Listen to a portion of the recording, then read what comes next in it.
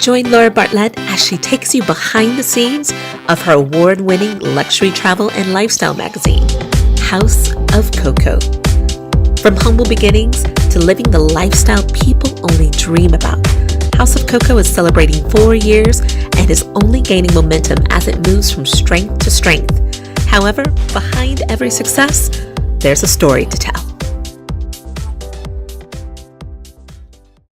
So morning rituals are important to me because when you work for yourself, you don't have to get out of bed in the morning, you don't have to get up, you don't have to do anything. And people are like, you're so lucky, you can just like sleep in on Monday morning. I'm like, yeah, but I'm not going to get paid, like you got to keep it moving. My phone goes on airplane mode the night before. So wake up 5:30, 6, get up, have a bath, read my book in the bath, listen to affirmations, positive affirmations, and then I will get ready and then have breakfast, then turn my phone off airplane mode, then I'll turn on my computer and look at my emails and see what I want to do that day. Well, I will have already decided the night before, because the night before I'll write my to-do list for the next day.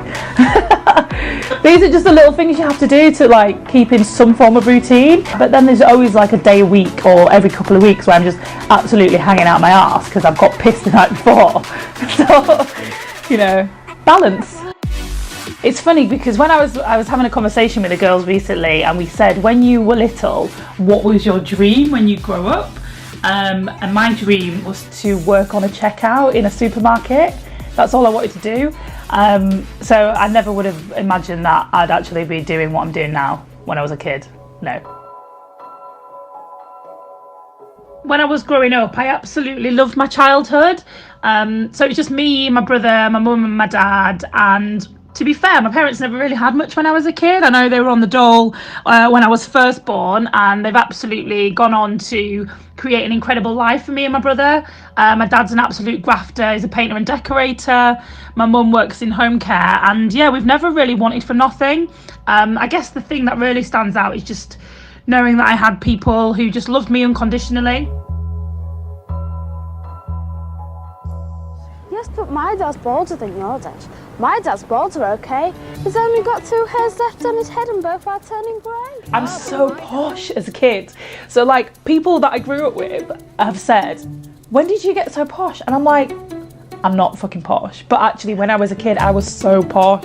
I'm like, my dad's bolder than your dad. My dad's bolder, okay? He only has 2 hairs left on his head and both are turning grey. That was me at 10. Laura Bartlett, who's 10. Wham Bam Strawberry Jam. That was what it was called. So, get on Dragon's Den.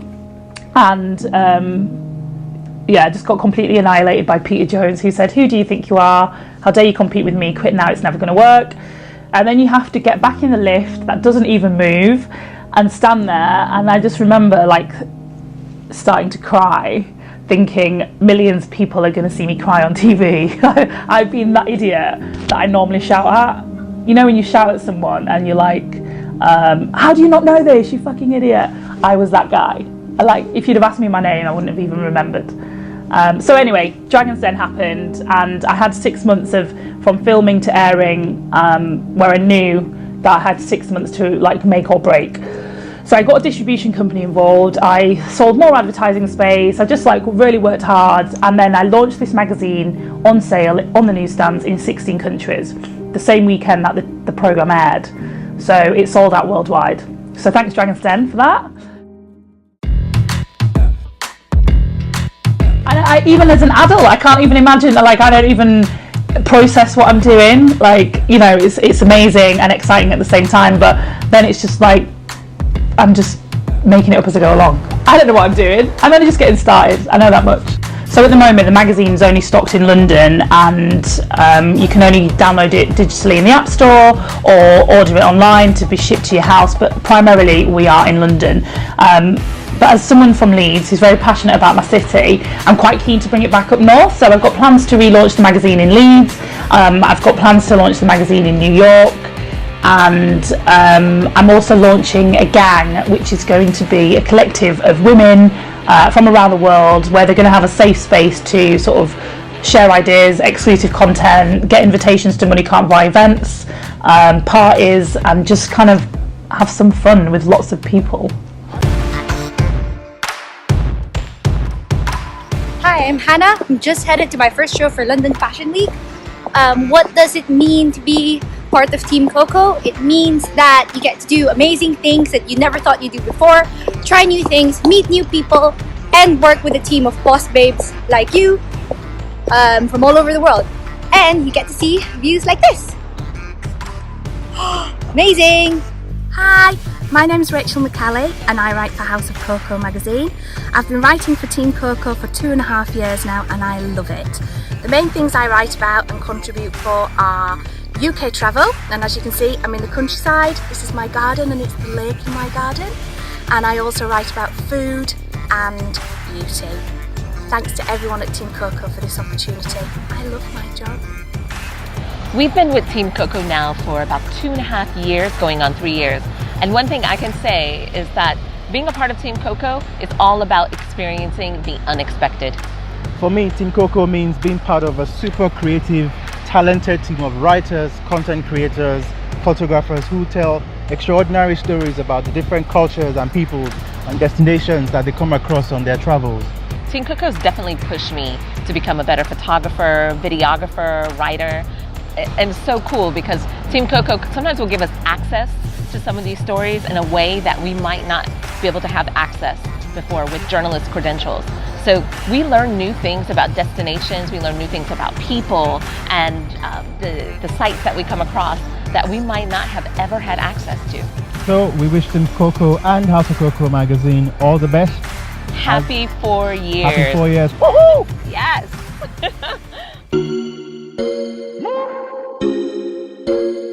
So before the magazine kicked off, I did my A-levels, flopped them. I think I got like a C, a D, an E, a couple of U's or whatever it is, I don't know. I actually don't think I went to pick up my results because I knew that I'd done shit. So yeah, flopped all my A-levels. Then I got a sales job selling appointments. I was an appointment setter for a company that sold mattresses. Then I heard an advert on the radio for a media sales executive and I just thought, what the hell is that? I want it. Executive. I like the sound of that. So I applied for this job with no CV and I said, I haven't got a CV, I've never had a job. Didn't want to talk about my appointment setting selling mattresses. So I said I've never had a job and I'm a sponge and I'm willing to learn. And that got me through the door. I got an interview, which was a group interview, and somehow managed to shine through in this group scenario to the point where I got a second interview and eventually got the job. So I was 19 years of age with a company car, earning about 27 grand a year, which was epic, 11 years ago. And yeah, I just absolutely winged my way into this dream job, selling advertising campaigns for the radio station. And we used to go to really cool events and launch parties and restaurant openings and really cool fun stuff. And I just thought, I want to be here on my own merit. I want to be here for something that I created as opposed to representing the radio station. So I always knew that I was going to have my own thing, but I never knew what it was going to be. Hi, I'm Emma. I'm one of the writers at House of Coco. I've been writing for House of Coco for just over 1.5 years now, and I can honestly say it's been one of the best, most uplifting experiences of my life. House of Coco means the world to me. I work with a team of incredible and inspirational individuals. Everyone is so passionate about what they do and so supportive of each other. I've also had the opportunity to travel to some amazing places too, which has been so awesome, from Verona to Warsaw to Georgia and lots of other amazing places too. I've also had the opportunity to review restaurants, attend events and festivals. It has been an amazing experience so far and I really hope it continues. Happy birthday, House of Coco! Hey, this is Anna from House of Coco. I'm checking in from the Hotel Gage in Marathon, which is a tiny town in West Texas. So House of Coco is a fantastic place full of really varied writers with varied interests, which means that we create a really comprehensive and varied publication, which is super exciting. I think we have real authenticity for the stuff we put out there, and we put our best writers on the case to find out exciting things to share with our readers. In addition to the travel work that we do, I'm particularly excited about the series Girlbosses of Great Britain, which I started a couple of years back.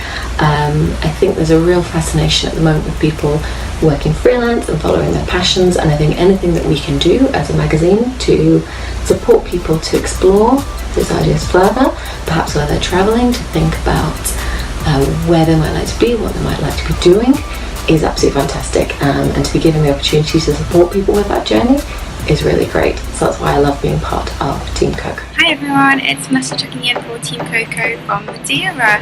I have been with House of Coco now since we launched in 2014, so 4 years. I love it, it's amazing.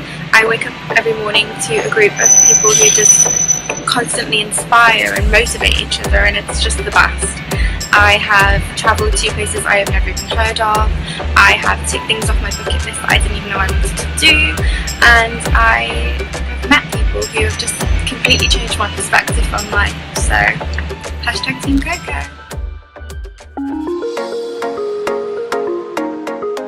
So like my favourite thing about travel is, and especially my favourite thing about running a travel magazine, is when you then share the article, share the story with readers, you obviously keep out some parts which just aren't for before the watershed. So for example, I went to Richard Branson's property in Morocco, Kazma Tomadot, and I went with my best mate Dwayne, and we flew out to Morocco, had a couple of days sort of in a low-key hotel, then we had one night at Richard Branson's property. So we drive up there looking amazing, check in, have a beautiful lunch, go to our sort of villa under the Atlas Mountains with a hot tub in the back garden, the most incredible room you've ever seen.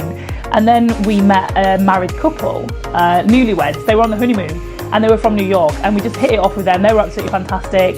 We ended up going back to their room, getting absolutely wasted, and then we're in the outdoor heated pool at like 5 a.m. and I kissed the wife. Like, I kissed this newly married wife while my friend's throwing up over the side of the pool, and her husband's like, "Oh my god, my wife's amazing." Like, what the hell? Yeah, so I didn't write about the kissing the wife part.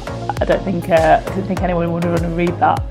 Yeah, thanks Richard. It was a great property, great night.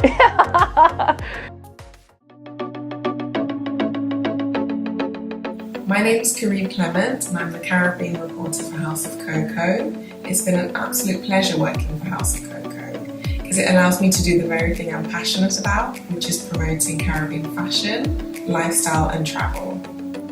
Hey, it's Rachel here for Team Coco. Currently in Bristol, just exploring its really brilliant street art scene. House of Coco has taken me on so many different adventures, from exploring the French Alps, going mountain climbing and mountain biking, doing yoga at daybreak, to becoming vegan, exploring the amazing vegan scene and vegan restaurants in the UK, to staying in boutique hotels pretty much all over the world, from India to Greece.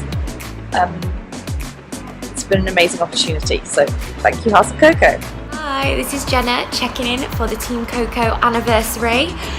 I am so happy to be part of this video, because House of Coco has been part of my career and part of my life for over 3 years now. Not quite 4, but you know, we're getting there.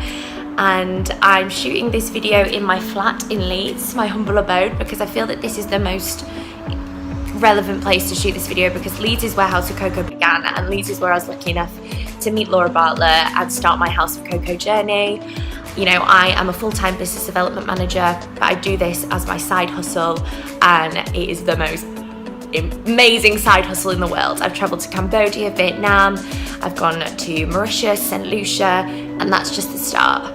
So here's to another amazing 4 years. Hi guys, it's Kaylin here, and I'm checking in from Venice. I've been with Team Coco now for 4 years, and for me it's as much about speaking to Laura every single day, coming up with crazy plans, as it is about the numerous adventures I get to experience every year. I'm so grateful to be part of the team. It's been a support system for me since day one, and I've never felt as empowered and confident as I do with the support of the beautiful women that make up Team Coco. I hope that my journey here lasts for a very, very long time, and to you, Laura, I'm eternally grateful.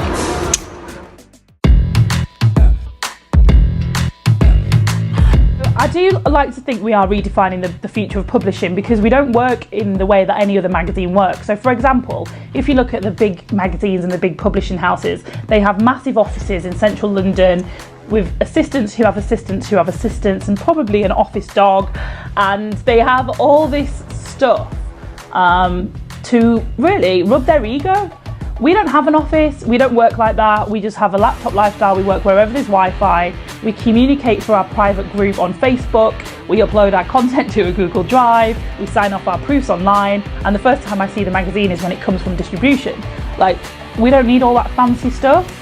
And people say to me all the time, like, you must be so busy, you must be so busy. I'm like, no, you know, just work smart. If you actually just like work 3 solid hours without your phone and without distractions, you can get so much more done in that time than like a whole 8-hour day of nothingness. So like anyone who works with me, there is like no set working hours, work whatever hours you want to get the job done.